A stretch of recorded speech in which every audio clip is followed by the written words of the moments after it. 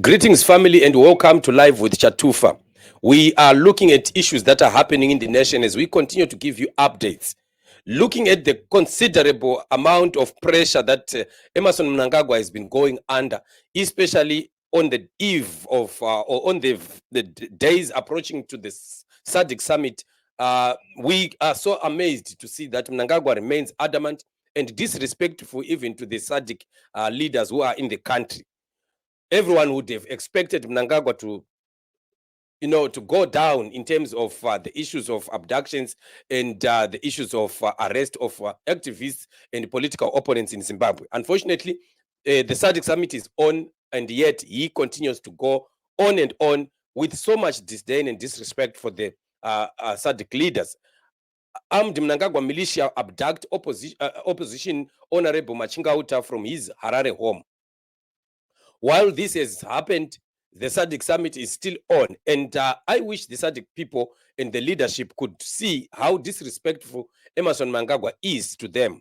How could Mnangagwa continue to perpetuate these kind of atrocities to the Zimbabwean people while the leaders of SADC are right in the country? This is just a sign that Mnangagwa has no regard for SADC and for its leadership. At least to some extent, Mnangagwa should have respected these people in the country, but it seems he doesn't even care what is happening to them. And what it is that he has done to the SADC leaders is still a mystery. Although, of course, there are many cases where we are talking about monies having been exchanged, with quite a lot of monies having been given to these leaders, especially with one of the very many cases that people are talking about being that of the Tanzanian president who received $500,000 as a bribe to endorse Emerson Mnangagwa on his sham election that took place on 23 August 2023. Very amazing what we continue seeing in the country.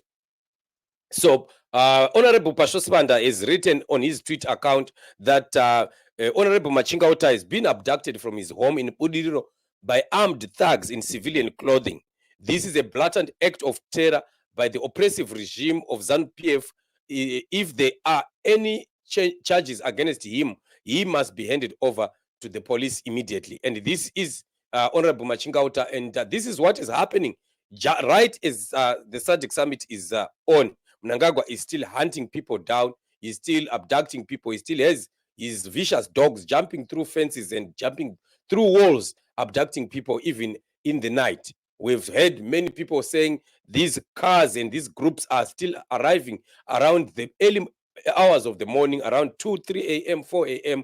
at people's houses. And when they find them not there, they threaten the families and they leave some messages that are very devastating to the families. And this is a very sick thing that we continue to see happening in the country, as Mnangagwa is hell-bent on continuously making sure that the Zimbabwean people are oppressed and Zimbabwean people are kept under dictatorship and autocratic rule. So what we are looking at here is a total declaration of war by Emerson Mnangagwa to the Zimbabwean people. The Zimbabwean people are on their own, as SADC has rejected Zimbabwe. SADC has disowned Zimbabwean people. They have decided to stand with Emerson Mnangagwa and let the people and the ordinary citizens of Zimbabwe to continue to suffer at the hand of Emerson Mnangagwa, whose brutality has led to many people disappearing, some dying, some being abducted, some being arrested, tortured, and quite a lot of all the atrocities one can think about. This is very sickening for a country that is supposed to be taking over the chairmanship of SADC. I don't know what it is that these SADC leaders are demonstrating to the world.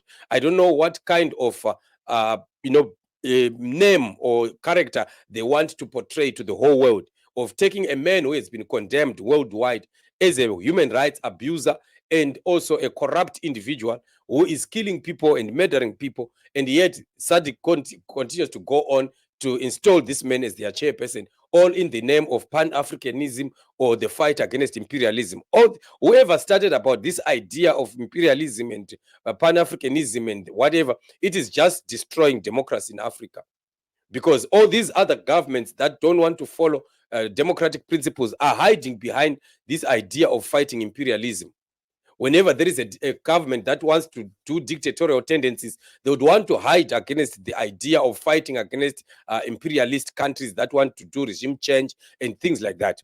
And whenever they talk about governments being removed or governments being changed, instead of talking about a change of government, they want to call it regime change, where it must sound like there has been a lot of unfairness being employed in there. And yet, these are the very same governments that are mistreating their own people. They are killing their own people. They are doing quite a lot of atrocities. Besides that, as with ZANU-PF and Emmerson Mnangagwa, you'd wonder what really they want from Zimbabwe. While they are torturing Zimbabweans, they continue to steal again from Zimbabwean people, with the levels of corruption having reached very alarming levels in Zimbabwe. Zimbabwe is known as one of the most corrupt countries of the world. Zimbabwe is one of the worst economies of the world, even worse than countries that are at war. And this is a very disturbing development when we look at why Zimbabwe should be undergoing such kind of hard times at the hands of a rogue government that has been stealing elections, a government that does not want to adhere to principles of democracy and respect of the rule of law. In Zimbabwe, ZANU-PF people are above the law and they are above the constitution. They are actually spitting on the constitution and even declaring that the constitution does not matter. Whatever that they want or what they say, it is what it is. And this can never be good for a country that needs to develop, for they are scaring away investors. No investor will ever come in a country that is as lawless as the Zimbabwe that is under ZANU-PF. And this is a very disturbing thing for our country. Zimbabwean people finally are speaking about taking it upon themselves to stand up and to put a push to ZANU-PF, resist ZANU-PF, and make sure that they fight and free their country. And without Zimbabwean people rising to fight for their country, no one is going to be available for Zimbabweans. No one has an appetite to fight for the rights of the Zimbabwean people. It seems like the whole world is just watching while Mnangagwa and ZANU-PF continue to do what they want willy-nilly. It's like dictatorships are being allowed just to continue until naturally they will just collapse. But that is not supposed to be the way things happen. Nations of the world must have principles that they stand by, principles that they will always want to uphold. It's unfortunate that we have superpower countries like China, also like Russia, who don't want to respect human rights. And these are the ones that continue to destroy the idea of human rights and democracy in the whole world. Because most of these countries that don't want democracy, they will align with these superpower countries, hide behind their umbrellas so as to be protected from the brutality that they are imposing upon their own people. But this is very, very unfortunate. But as for Zimbabwe, Zimbabwean people shall have to rise and fight for their rights and push ZANU-PF and Emmerson Mnangagwa out until they get their power and their victory. So this is what it is. So we are saying free Honorable Machingauta, and lawyers. I heard that lawyers of the human rights are busy running around trying to assist after they've managed to locate his whereabouts. He is soon going to be taken to the police after he had been taken to some place that is unknown. So we are not yet very sure what has happened to him, whether he has been tortured or whatever could have happened. We will continue to give you updates on what is happening. So this is what it is. Let's stand up, Zimbabwe, and fight for our rights. Zimbabwe must be free. The season of change has come, and this is that season. Let's stand up.